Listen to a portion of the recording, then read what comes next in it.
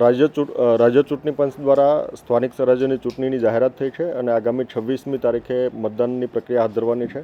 ત્યારે તાલુકા પંચાયત, જિલ્લા પંચાયત અને મહાનગરપાલિકા અને નગરપાલિકા આ તમામની વડોદરા જિલ્લા અને શહેરમાં ચૂંટણી થવા જઈ રહી છે.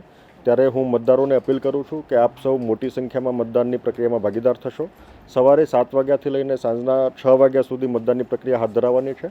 આમની અંદર આપણા ખાસ કરીને તાલુકા પંચાયત અને જિલ્લા પંચાયત એમની અંદર આપણે એક મતદાન કરવાનું છે, જ્યારે નગરપાલિકા અને મહાનગરપાલિકામાં આપણે 4 મતદાન કરવાના છે. એટલે આપણા ઈવીએમની અંદર આપણે 4 બટન દબાવીને પછી રજિસ્ટરનું બટન દબાવવાનું છે. એ બાબત ધ્યાનમાં રાખીને આપણે મતદાન કરીશું.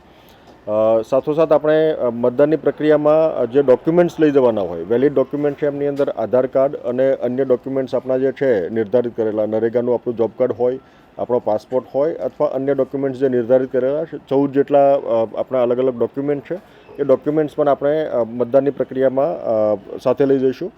મતદાર યાદીમાં નામ આપનું ચકાસી લેજો.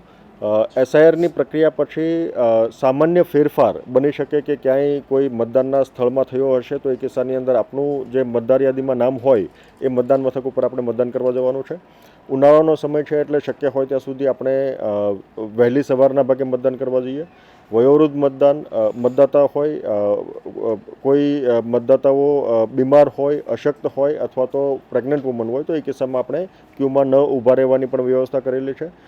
પુરુષ અને સ્ત્રી માટે અલગ અલગ ક્યુ આપણે સામાન્ય રીતે કરતા હોઈએ છીએ. એટલે મોટી સંખ્યામાં મતદારોમાં ભાગીદાર થાય એવું સૌને આહવાન કરું છું. આપનો કિંમતી મતનો અવશ્ય પ્રયોગ કરો અને મતદાનની પ્રક્રિયામાં ભાગીદાર થાવ, લોકશાહીની પ્રક્રિયામાં ભાગીદાર થાવ એવું સૌને આહવાન કરું છું. આભાર.